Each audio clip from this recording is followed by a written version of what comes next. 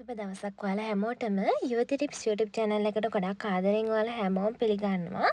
මේ දවස්වල ගොඩක් අය මගෙන් අහන දෙයක් තමයි අක්කේ කෙට්ටු වෙන්න මොන හරි දෙයක් ඔයා ගාව තියනවද කියලා.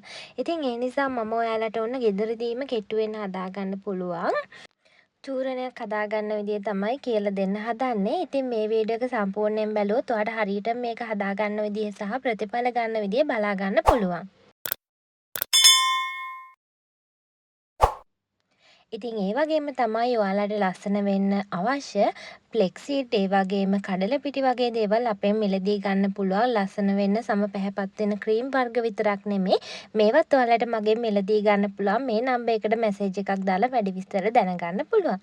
හරි අපි එහෙනම් වීඩියෝ එකට යමු. මුලින්ම අපිට මේකට අවශ්‍ය වෙනවා ගොරකා. සාමාන්‍යයෙන් මම මෙතන ගොරකා මද 10ක් විතර හොඳට පෙඟෙන්න දාගත්තා.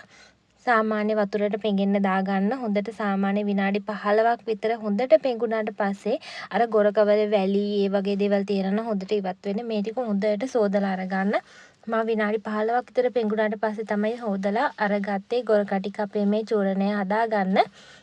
ඉතින් දැන් මේ මම ඔයාලට පෙන්නන්නේ ගොරකා ටික හොඳට අර පෙඟුනාට පස්සේ සාමාන්‍ය විනාඩි 15ක් 20ක් තියාගත්තාම හොඳටම ඇති. ඊට පස්සේ මේ ටික හොඳට සෝදලා අරගත්තට පස්සේ තමයි අපි ඊටු ටික කරගන්න ඕනේ.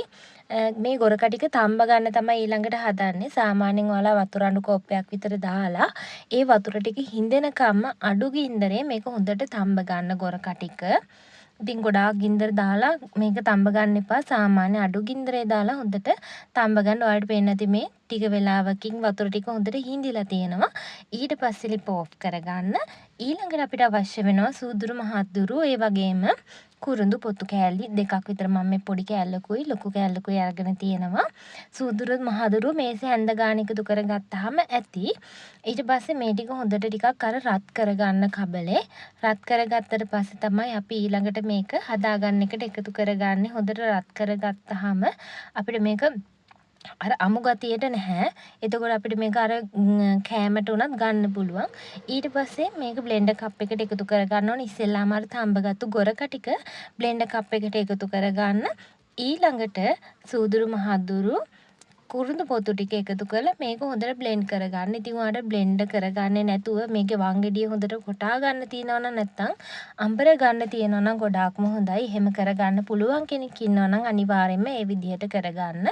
ඉතින් මේ විදිහට තමයි බ්ලෙන්ඩ් කරගත්තට පස්සේ තියෙන්නේ. ඊට පස්සේ ඔයාලට මේක එක සමාන පොඩි ගුලි වලට හදාගන්න පුළුවන්. මම එකක් ඔයාලට හදලා පෙන්නන්න. සාමාන්‍යයෙන් ඔයාලට අදහසක් ගන්න ඒ ප්‍රමාණයට විතර හදාගන්න.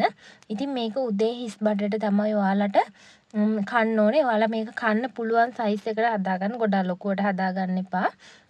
මේක උදේ හිස් බඩට කාලා ඔයාලට පුළුවන් උණු වතුර වීදුරුවක් වගේ ටික වෙලාවකින් බොන්න. සාමාන්‍යයෙන් ඔයාලට ગેස්ට්‍රයිටිස් තියෙනවා නම් ඒ වගේම සීනි එකපාරටම සීනි මට්ටම අඩු වෙන කෙනෙක් නම් අඩු රුධිර පීඩනය වගේ තියෙනවා නම් මේව පාවිච්චි කරන්න යන්න එපා.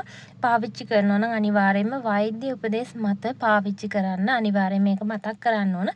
ඉතින් ඔයාලත් කෙට්ටු වෙන්න බලාපොරොත්තු වෙමින් ඉන්න කෙනෙක් නම් මේක try කරලා බලන්න අනිවාර්යයෙන්.